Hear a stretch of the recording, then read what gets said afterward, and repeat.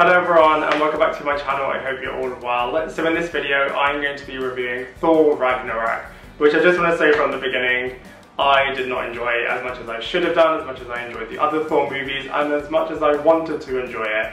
I applaud them for trying something new. It's great that they tried something new. You know, this is the third Thor movie. We are like so many movies into the Marvel Cinematic Universe that it's only right to try something new, and I don't hold anything against them for doing that.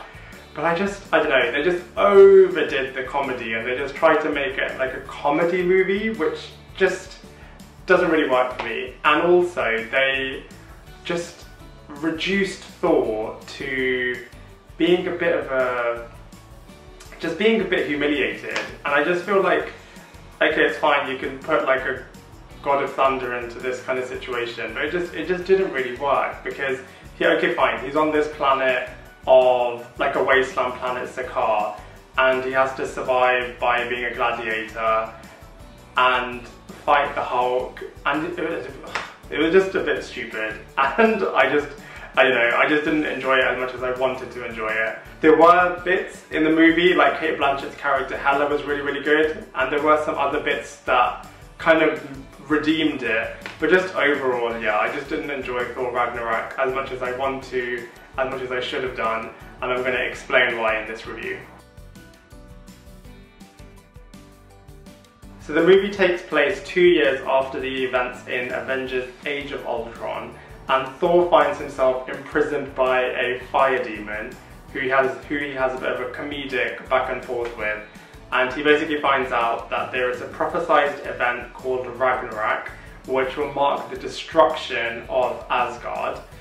Thor and Loki then find out that they have a long-lost sister that they didn't know about called Hela, who is the goddess of death, and she has her mission to take over all of the realms and kind of rule from Asgard.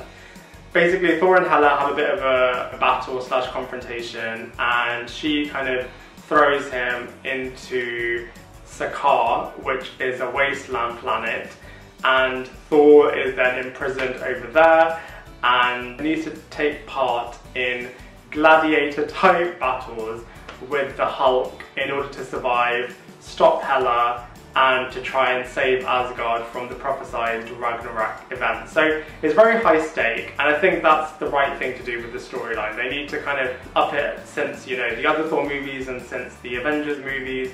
So, you know, from a storytelling point of view, this was definitely the right thing to do. And, you know, there's a lot of jokes about where have Thor and the Hulk been during the events of Civil War. So it's kind of nice to kind of see what they've been up to, and to kind of see that they kind of have their own battle within the Avengers like the rest of them did in Civil War. So it's kind of nice that they got the same treatment and that the storytelling was kind of heightened a little bit. But just the way in which it was told and communicated and the style and the tone just didn't really do it for me. Chris Hemsworth is back as Thor, and you can just tell that Chris is just feeling really comfortable in the role of Thor now. He is hilarious in it, and he's also really epic in the movie as well, and you can just tell that he just has the character down to a T now. He knows how to kind of up the comedy value and to also be really dramatic and to kind of take on the action sequences really well. So Chris does a phenomenal job as Thor.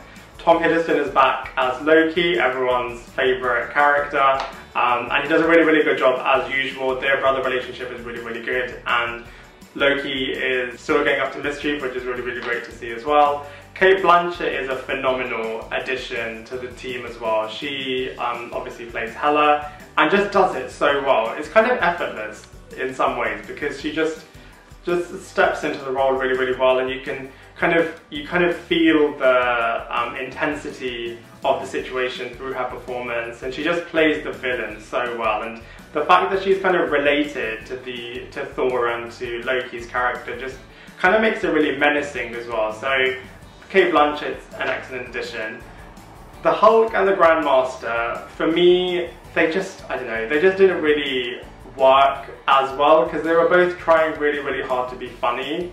And, you know, Thor Ragnarok I think can be summed up as like a comedy movie within the MCU, and I think those two characters in particular they tried to be funny, but for me it just didn't really work that well. Idris Elba is back as Heimdall. Idris is a really, really good actor, but I feel like the material that he gets with Heimdall is very one-dimensional, and you know, he works with the material that he's given really, really well, but it's nothing standout. And then we have Tessa Thompson's character, who was average, I would say. She was very moody throughout the entire movie, and I think that was purposefully done because, you know, the other characters were trying really, really hard to be funny and comedy, and maybe they needed Tessa Thompson's Valkyrie character to kind of balance that out and to kind of be kind of angry the whole time. I don't know. I won't reveal too much about her backstory because that would spoil the movie, but you know, you can understand why she is the way that she is and why she's happy to kind of be on Sakaar, the wasteland planet, because of what's happened in her past. But yeah, I just felt like the character was necessary, and the character added a lot in terms of progressing the storyline forwards. But yeah, it was just a shame that Tessa Thompson wasn't given better material to work with. The visuals in this movie look awesome. I'm always really biased because I just have been reading about Asgard for so many years. Just to kind of see it on the big screen is just awesome, and this movie definitely shows Asgard off in an awesome way. The kind of flashbacks to kind of all the battle sequences look really, really cool, and the fight sequences in present day look really good as well. There's one scene that that happens where Thor is able to tap into his Thunder God type powers, and that's just one awesome scene. If you're a fan of Mortal Kombat, it's very Raiden-esque, so definitely look out for that scene. But yeah, from a visuals point of view, the movie looks really, really good. So comparatively to Thor 1 and 2, I've got to say I preferred Thor 1 and 2 to Thor 3.